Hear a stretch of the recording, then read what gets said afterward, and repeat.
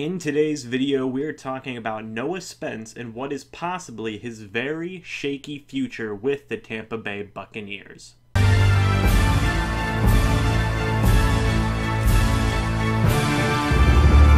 Hey guys, what's going on? James here, and like I said, we are talking about Noah Spence and what the heck has been going on, because I know a lot of you have been asking me, hey James, what's going on with Noah Spence? James, what's going on with Noah Spence?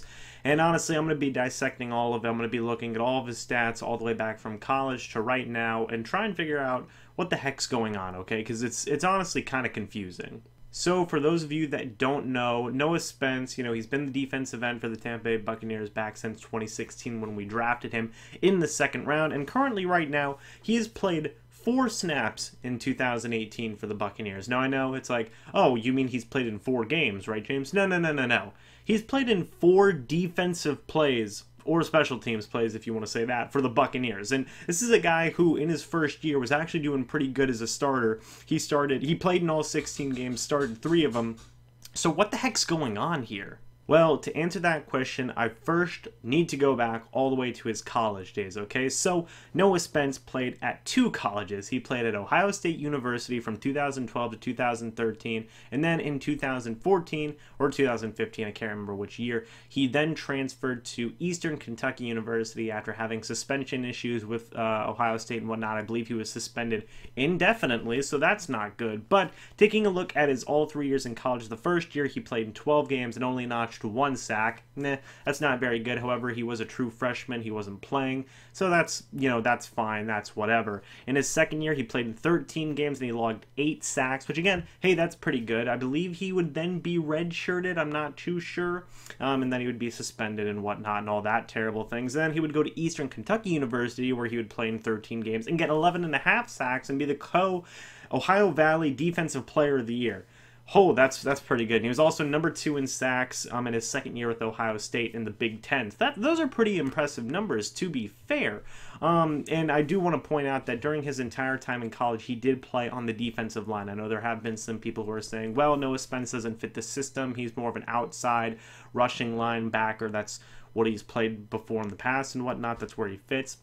Well, just taking a look back at the college stats and whatnot, they labeled him as a defensive lineman. They didn't label him as an outside linebacker. So, honestly, that's what I'm just rolling with. I think he's been a defensive lineman ever since college. So, I think he's right where he needs to be for the Bucs. But again, those were really solid stats in college, 8 sacks in his second year, 11.5 sacks in his third year, and then he went to the NFL where he was drafted in the second round. And actually, a lot of people had considered Noah Spence a first-round draft pick if he would have just had the off-field issues, if you even want to call him that. He seems to have been doing pretty well for himself so far. He hasn't gotten in any trouble or anything. So the Buccaneers would take Noah Spence in the second round, and a lot of people were like, this guy might be the steal of the draft. This guy's a really good pass rusher. The Bucs might finally have a really good young pass rusher again. And honestly, just taking a look at his stats from year number 1, that looked like that could have very well been the case, okay? He started in 3 games, played in all 16 games for the Bucs, and during that time he had 5.5 sacks, 12 quarterback hits,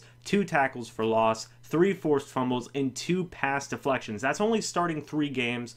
The other 13 games, he was a rotational pass rusher, if you will. So honestly, that's a pretty darn good year for a rookie. It was definitely looking like big things were coming. And then 2017 happened, and things just went downhill quickly.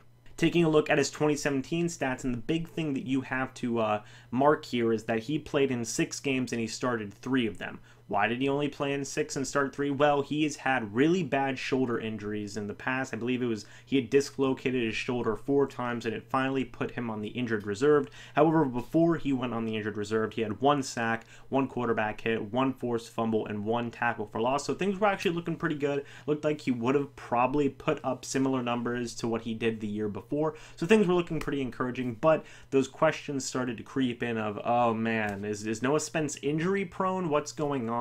Because he had been dealing with injuries all throughout that year, multiple times over. So people were starting to say, is he injury prone? What's going on? I don't really know about this. It wasn't good. Then fast forward to 2018 in the offseason before the preseason, and things were looking better for Noah Spence. He was bulking up, he was getting a little bit bigger, but the Buccaneers weren't exactly doing him any favors in terms of giving him more of an opportunity to play. They had Will Clark from the year before, who basically replaced Noah Spence in terms of being the rotational pass rushing defensive end. He actually did a very good job in that role. He led the Buccaneers defensive ends in sacks in 2017. Will Clark, that is, and I know that's not exactly a great metric considering how he only got, I believe, 2 or 2.5 sacks, but still, he provided pretty good rushing depth. So you add him, you have William Golston, you have a couple other guys and whatnot. I believe Patrick O'Connor was still there, and then you start bringing in the big names. You bring in Jason Pierre-Paul and Vinny Curry. Those are some pretty big names, some pretty big starting names who command a lot of playing time, if you're catching my drift here. So, there was a lot of encouragement for Noah Spence. But, and especially considering how he had bulked up in the offseason and whatnot, he was big, he was getting bigger, he was healthier, he said his shoulder was feeling fine, he was getting ready to get excited to go out there and play. And then he didn't look the same in the preseason and in training camp, and a lot of people started getting worried. During the training camp and the preseason process and whatnot, Noah Spence was not only playing with the second-string defensive line, but he was also playing with the third-string defensive line on multiple occasions. And a lot of people give Noah Spence credit, these past 2 years, in 2016 and in 2017. They said, oh, he's so fast and he gets so close. He's like this close to getting the quarterback. He's almost there. If he can start finishing on some sacks, then he's going to be a wonderful pass rusher for us.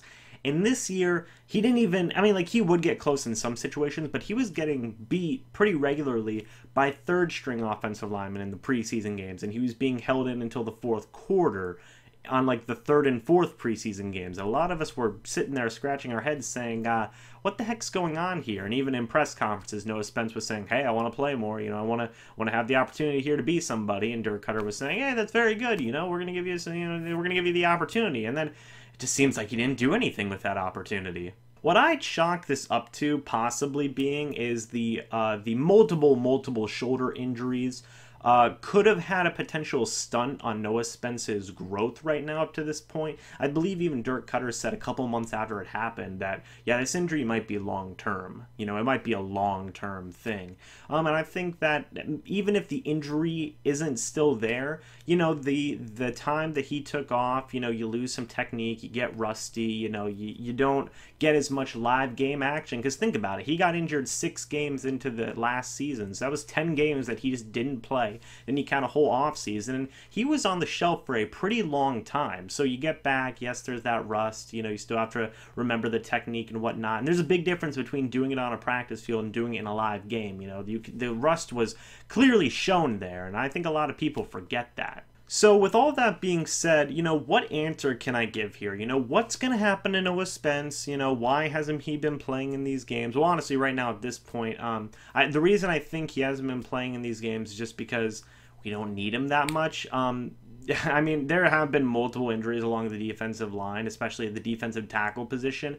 And due to those injuries, we've had to have a lot more guys active who can slide into the defensive tackle position because Mitch Unrein's been hurt, Vita Bay has been hurt, Bo Allen's been hurt. So you've had to throw in guys like Jarrell Worthy and Will Golston and a couple other guys into that defensive tackle position. And that takes away playing time from guys like Noah Spence and like Ronald Jones. So do I think that Noah Spence will be eventually activated? Yes, I do. I think he will eventually be activated, like Ronald Jones was this past game after the defensive line got a little bit healthier. I think he will make a return and go back to his usual roles, being a rotational pass rusher for this team. I don't think he's inactive because of his terrible inability to, get to the quarterback and whatnot this past preseason and training camp and whatnot. I think it's just a matter of we need more guys at a different position right now.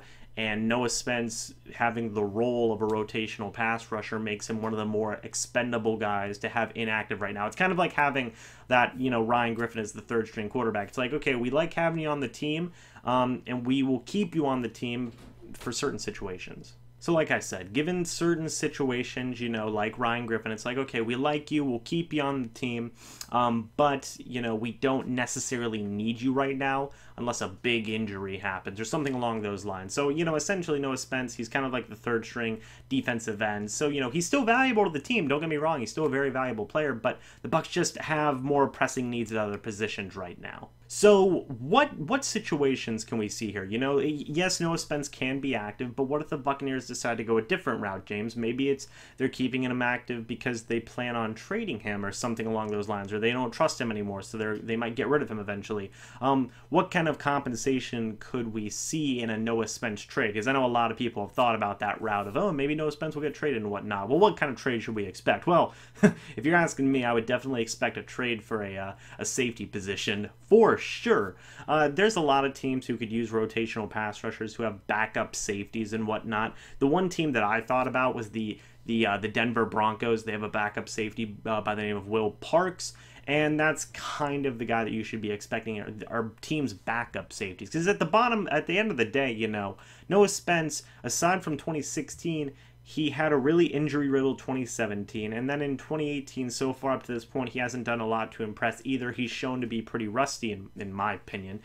So he doesn't hold a whole lot of trade value right now, besides the fact that he's only 24 years old and he's shown some nice things in college and in 2016. So will he get traded? It's possible, but I wouldn't get like super excited, you know, in terms of the trade compensation we would get for him right now at this point. I would expect a backup safety from a team like the Denver Broncos, or a team possibly like the Miami Dolphins, who just lost William Hayes to the injured reserve. You know, a team who needs a rotational pass rusher who is willing to give up one of their backup safeties. Maybe the Kansas City Chiefs, if they still have Ron Parker. I can't remember if they still have him. But you know, one of those teams who can give up a backup safety, we can get a you know, their backup safety, a guy who we might be able to play in a lot of games, and we can give them a rotational pass rusher who they might need due to injuries and whatnot. But I really wouldn't expect us to get a lot of trade compensation for Noah Spence at all. So with that being said, do I think Noah Spence will be traded, or what do I think is going to happen? I think it's possible he could be traded. I don't think he'd be flat out cut from this team.